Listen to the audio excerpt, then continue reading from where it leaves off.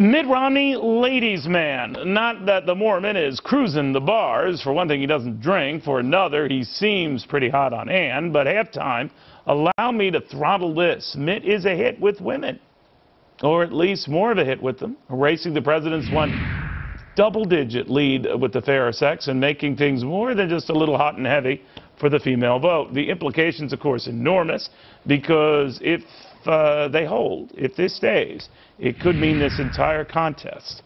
As things stand, Romney is already favored by males, helped in large part by white males, but women of all color right now have always been in the president's core until they started slipping away around the time of the first presidential debate nearly a month ago. Now, some say because Romney came off as a lot more likable and agreeable than campaign attack ads had, well, shown him. Others argue it's because women are just finding this economy more disagreeable than the president's ads have presented it.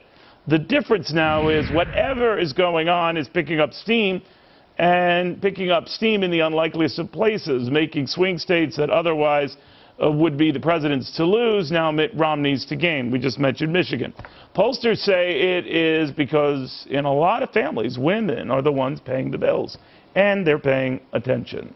To Hadley, Heath on whether the fairer sex might just say it's the president who's been unfair economically to them. What do you think, Hadley?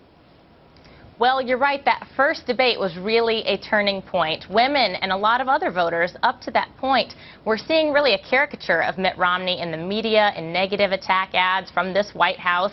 But then they saw in the first debate Mitt Romney as Mitt Romney, and he was an energetic candidate, someone who is a legitimate alternative to this president. So finally, many voters feel that that gave them permission to move into the Romney camp.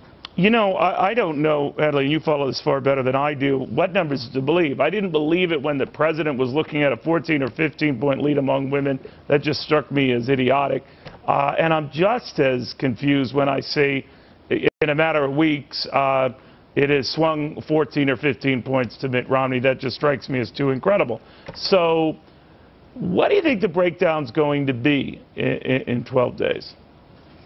Well, when we talk about women or the women's vote, we have to step back for a minute and recognize that there is no monolithic voting bloc that is the female vote. Women are just as diverse as men, and in our country, they're 52% of the voting populace. So there's no one women's vote. In fact, when President Obama won in 2008, he did it with more than 70% support from single women, unmarried women, and that's really where his support has been coming from among women, and it's that group of women that the Romney camp really needs to talk to, because they actually do have the support of most married women. So married women have always stayed with Romney, or more inclined to be with Romney.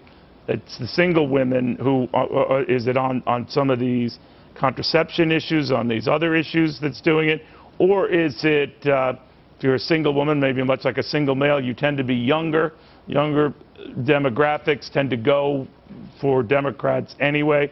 Explain. Well, I think when it comes to married women, they tend to recognize that women and men's interests at the end of the day are tied. A lot of married women are also mothers. They have sons. They care about the future of their sons just as they care about the future of their daughters. President Obama mentioning his daughters in that second debate was very popular with young women when they hear this kind of rhetoric. But at the end of the day, men and women can work together to grow the pie. This is not a zero-sum game or men versus women, as we've seen the left really try to paint the picture. In the end, I always think to have a convincing victory, you need all the key voting blocks going for you, or most of them. The president had a lot of that going for him 4 years ago, very much in doubt today. But it would appear to me that losing women, just in an aggregate group, has got to be the most distressing development for the White House with 12 days to go. Absolutely. Well, Democrats have been concerned about this since 2010, when the gender gap in politics virtually disappeared, and we saw a huge Republican landslide. So this is a voting group that we hear a lot about. But again, women are very diverse. They have different priorities when they go to the polls. But as you mentioned earlier, many women are going to the polls with their pocketbooks in mind, with job opportunities in mind, not just for themselves, but for their families, for their children. What kind of national debt are they going to pass on to the next generation? Yeah. So this is something that concerns women just as much as it does men. Hadley, thank you very much. Good seeing you again. Sure, thank you. All right, well, forget the fiscal cliff. Next, Cliff Clavin on how jobs are already falling off a cliff.